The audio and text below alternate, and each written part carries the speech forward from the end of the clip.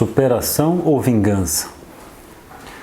Imagine então o oprimido, que então se percebe oprimido, tem a chance de sair desse lugar de oprimido justamente por ter uma consciência desse lugar de opressão, consegue então enfrentar seu opressor e tem a chance de sair do lugar de oprimido. Ele deve se vingar, se tornando agora um opressor do seu antigo opressor, ou ele deve superar isso e levar um reconhecimento de que ambos são humanos e ambos, na verdade, são oprimidos. Eu sou o Saulo Durso Ferreira, psicólogo e psicanalista, e essa é a minha leitura de Paulo Freire, Pedagogia do Oprimido.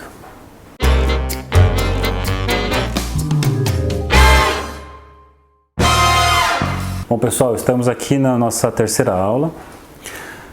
Paulo Freire, Paz e Terra, edição. Você pode ter outra edição aí, seguir à vontade. Já trabalhamos um prefácio. Trabalhamos também as palavras iniciais de Paulo Freire e agora o capítulo 1. No capítulo 1 eu destaquei 8 pontos para fazer um comentário breve, que a ideia é mais provocar e convidar para a leitura, obviamente, do que fazer um estudo sistemático e profundo aqui.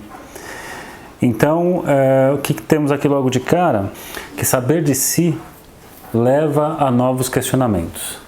Talvez seja um dos grandes medos quando a gente pensa numa estrutura opressor, oprimido, de que perguntas comecem a ser feitas. Essas perguntas podem mostrar que não tem nada de natural na divisão que existe entre um que é opressor e outro que é oprimido, e sim que são construções históricas de relações de poder.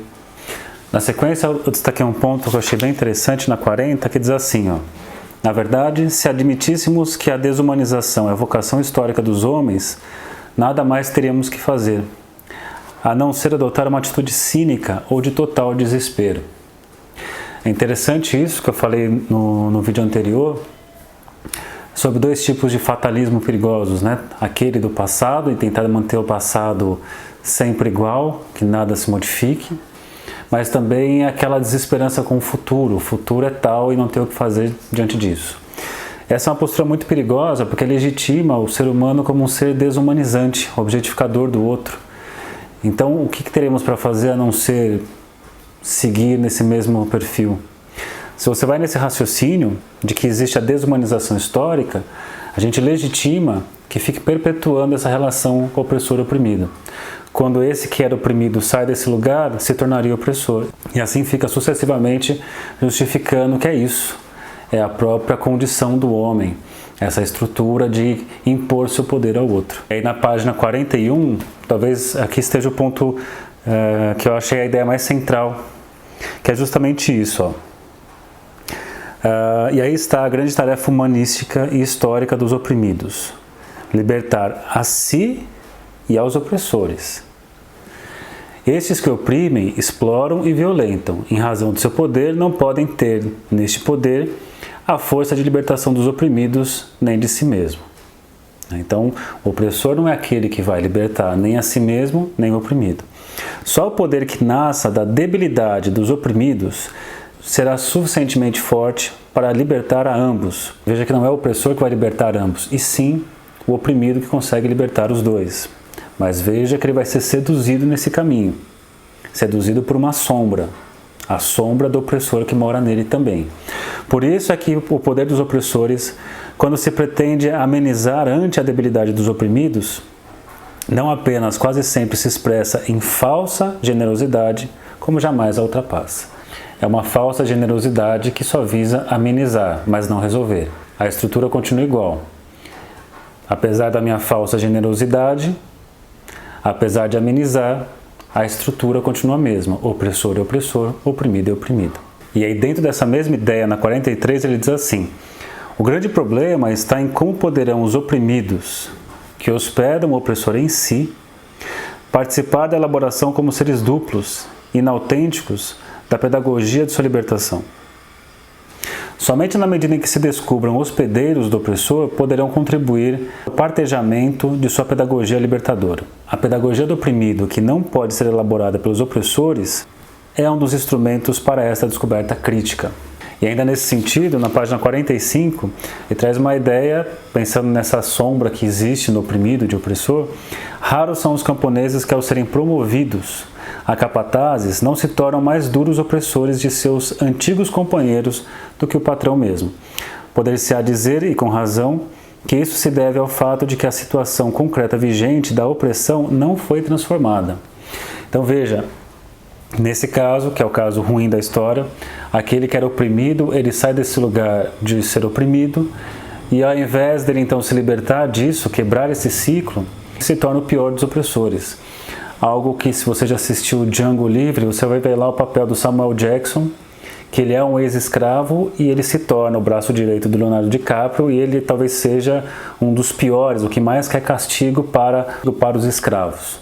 Inclusive é uma frase agora dizendo o que é a pedagogia do oprimido, e fala: no fundo é a pedagogia dos homens empenhando-se na luta por sua libertação, tem suas raízes aí. E aí vai dizer na página seguinte, na 56, esta é a razão pela qual, como já afirmamos, esta pedagogia não pode ser elaborada nem praticada pelos opressores. Seria uma contradição se os opressores não só se defendessem, mas praticassem uma educação libertadora. Seria contradição porque, para existir justamente essa divisão em opressor e oprimido, eu preciso manter uma prática de educação não libertadora. A partir do momento que eu tenho uma prática de educação libertadora, não existe mais opressor e oprimido. Se, porém, a prática dessa educação implica o poder político, e se os oprimidos não têm, como então realizar a pedagogia do oprimido antes da revolução? E aí vem o impasse, né? Porque vamos imaginar o seguinte: colocar isso em prática, a prática dessa educação implica poder político. Só que o poder político está na mão dos opressores. Então, será que esses opressores que têm o poder político vão querer, então, promover essa conscientização, esse senso crítico dos oprimidos? Porque isso vai implicar em perda de poder. Então ele vai colocar: como então realizar a pedagogia antes da revolução? É interessante uma parte que ele coloca aqui, o mínimo perdido pelo opressor já faz com que ele se sinta oprimido. Ele diz assim, ó: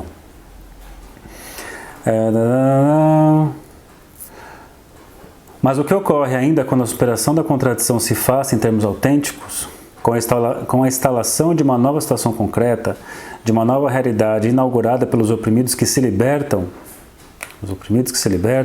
é que os opressores de ontem não se reconheçam em libertação. Mas quando o oprimido se liberta, a sensação que o opressor tem não é de libertação, é de ameaça. E diz assim, ó: pelo contrário, vão sentir-se como se realmente estivessem sendo oprimidos. É que para eles, formados na experiência de opressores, isso aqui é forte, hein? Ó, tudo que não seja o seu direito antigo de oprimir significa opressão a eles. Vão sentir-se agora, na nova situação, como oprimidos, porque se antes podiam comer, vestir, calçar, educar-se, passear, ouvir Beethoven, enquanto melhor eles não comiam, não calçavam, não vestiam, não estudam, nem tampouco passeavam, quanto mais podiam ouvir Beethoven. Qualquer restrição a tudo isto, em nome do direito de todos, lhe parece uma profunda violência a seu direito de pessoa. E diz ainda que para eles, pessoa humana são apenas eles, e não o outro. Isso aqui se aproxima de uma ideia, pelo menos assim que eu enxergo, do Pierre Bourdieu, que é sobre a questão do capital cultural. O capital cultural é aquela cultura que tem algum tipo de valor dentro de uma educação. Então ele vai estudar as estruturas de educação que existem e vai enxergar aquele aluno que é o aluno ruim, que não presta atenção, por exemplo, mas vai pensar por um viés justamente da exclusão daquilo que culturalmente tem valor para esse aluno. Então a educação, que é uma educação que é dada por aqueles que estão no poder, é um tipo de educação que só valoriza como cultural aquilo que tem a ver com a sua realidade, a realidade daqueles que estão nesse lugar de dominação. A outra realidade, a outra cultura, as outras culturas, a cultura da periferia, por exemplo, não é uma cultura que tenha um valor. Ou melhor, essa cultura não entra como capital cultural. Então o que acontece? Você tem ali um professor que fala de determinada realidade vivida por alguns, Esses alguns conseguem perceber muito sentido naquilo que é falado, mas para aqueles que não têm essa experiência cultural, apesar de ter muitas outras, mas por não ser valorizada, ele não vê o menor sentido naquilo que está falando. E ele vai mostrando, o Pierre Bourdieu, como isso vai desestimulando com que a pessoa fique na escola, ou se interesse pela escola, pelos estudos.